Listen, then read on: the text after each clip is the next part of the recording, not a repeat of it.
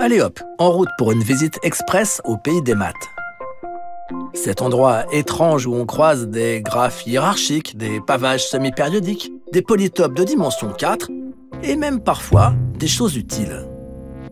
Pour jeter un œil au paysage, il vous suffit d'un guide, c'est moi, et d'un cerveau en état de marche, ça c'est vous.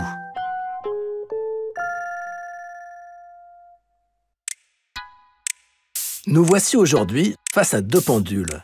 Des objets simples que les mathématiques, on l'imagine, devraient pouvoir décrire sans difficulté. Le premier est d'un bloc et son mouvement est assez prévisible. Le second est composé de deux parties mobiles et cette simple modification rend les choses beaucoup moins claires. D'où sort ce mouvement compliqué et apparemment aléatoire? Nous venons d'entrer dans le royaume du chaos déterministe, un endroit spécial où, paraît-il, le battement d'ailes d'un papillon peut provoquer une tornade. Tout ça commence peut-être avec Galilée, et avec le boulet que, selon la légende, il aurait lâché du haut de la tour de Pise. Le boulet change de position au cours du temps sous l'action de la force gravitationnelle. Son mouvement est décrit par une équation qui permet de prédire la hauteur h du boulet en fonction du temps t. Les mathématiciens appellent ça un système dynamique. Et lorsque Newton et Leibniz ajoutent le calcul différentiel à leur panoplie d'outils mathématiques, les physiciens obtiennent une boule de cristal incroyablement efficace pour prédire la trajectoire des boulets de canon, le mouvement des corps célestes, la pression dans une chaudière ou l'évolution d'une population de lapins. Le calcul semble pouvoir dévoiler chaque recoin du réel, et le 19e siècle est l'apogée de cette vision déterministe. Pierre-Simon de Laplace va jusqu'à affirmer que, pour une intelligence qui connaîtrait la vitesse et la position de chaque atome dans l'univers, rien ne serait incertain. L'avenir comme le passé serait présent à ses yeux. Mais il y a tout de même un souci. On sait parfaitement résoudre l'équation qui détermine le mouvement des planètes si on se contente de deux objets. Dès qu'on en ajoute un troisième, ça ne marche plus. C'est ce qu'on appelle le problème à trois corps. L'équation devient beaucoup plus complexe et on ne sait plus la résoudre explicitement, ce qui énerve les mathématiciens. Parmi les plus énervés, il y a Henri Poincaré.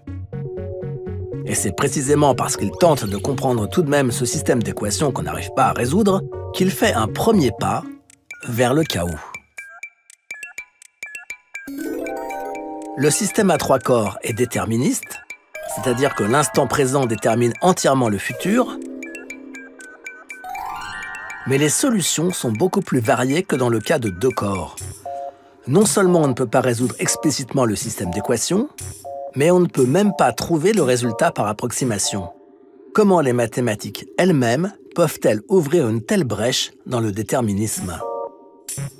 Le problème est que les scientifiques terrestres ne disposent pas de l'intelligence omnisciente que Laplace avait imaginée. Ils ne connaissent les positions et les vitesses des objets qu'avec une précision limitée. Dans certains cas, ça marche, de petites différences dans les conditions initiales donnent de petites différences à l'arrivée. Dans certains autres, il suffit d'une variation imperceptible au départ pour aboutir à des situations totalement différentes. Dans ces cas-là, conclut Poincaré, la prédiction devient impossible. Et on en reste à peu près là pendant un siècle. C'est au début des années 60 que cette histoire chaotique rebondit. La scène se passe au prestigieux MIT à Boston. Edward Lorenz y est mathématicien au département de météorologie. En se servant des premiers ordinateurs commerciaux, l'équipe qu'il dirige tente de comprendre et d'améliorer les modèles mathématiques qui servent aux prévisions. Pour prévoir le temps qu'il fera demain à Boston, il faut connaître la température, la pression atmosphérique, la vitesse et la direction du vent à Boston, évidemment, mais aussi dans toute la région alentour. Idéalement, il faudrait connaître ces données pour chaque point de l'atmosphère terrestre. Si on le compare au problème à trois corps, celui de la météo multiplie des millions de fois la complexité. Pour essayer d'y comprendre quelque chose, Lorenz va devoir simplifier. Au début des années 60, il a tellement simplifié que son modèle prend en compte seulement 3 variables et 3 équations. C'est une informaticienne, Hélène Fetter, qui est responsable des calculs numériques.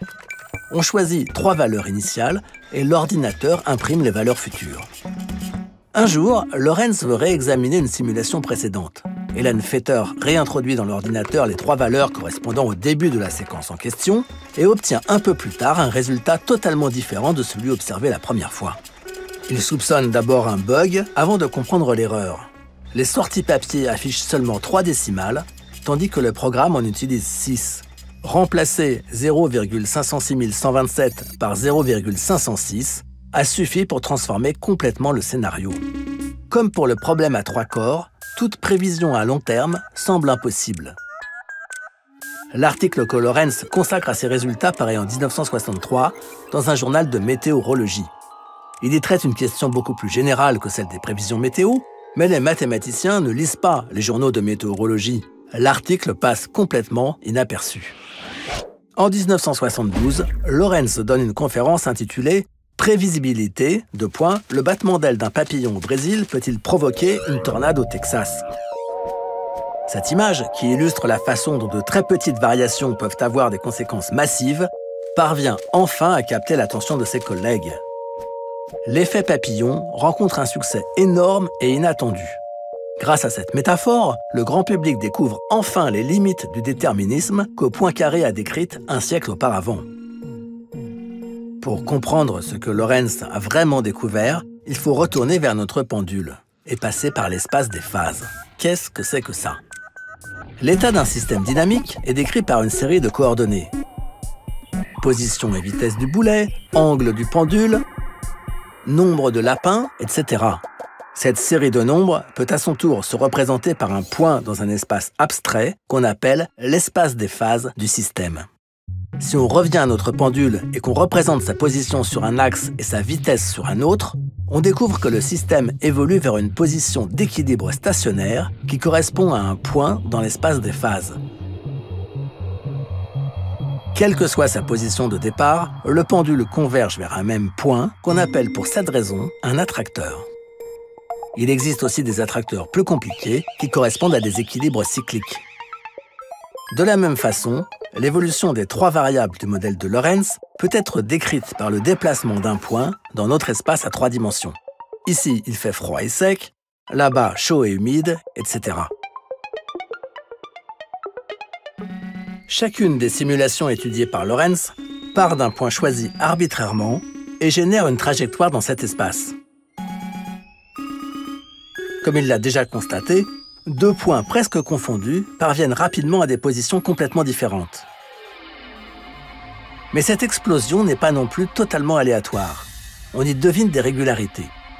Si on multiplie les simulations, les différentes trajectoires finissent par se regrouper et se regrouper sur une forme très particulière, un attracteur. Mais un attracteur d'un genre nouveau, jamais observé auparavant.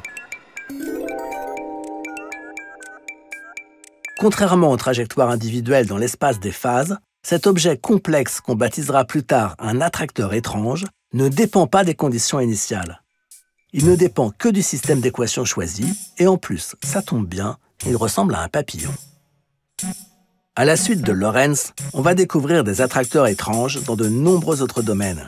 Grâce à eux, le voile de mystère qui enveloppait jusque-là les phénomènes chaotiques a été partiellement levé. Le papillon brésilien y a perdu un peu de sa capacité magique à changer le monde. Son battement d'aile peut effectivement déclencher un ouragan, mais un papillon ouzbek peut aussi l'empêcher. Il peut changer la date à laquelle une tornade va se déclencher, mais pas le nombre moyen de tornades par an.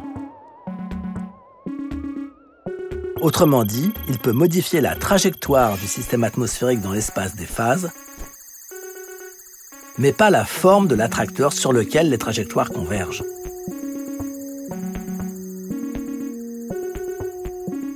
La découverte du chaos déterministe nous a appris à être modestes. On ne rêve plus d'un univers qui serait entièrement prédictible, mais en recentrant leurs ambitions autour de questions statistiques, les scientifiques peuvent continuer de faire des prévisions, même quand le système est chaotique. Si les événements météo sont imprévisibles à long terme, le climat, lui, est globalement insensible aux papillons et donc sujet aux prévisions.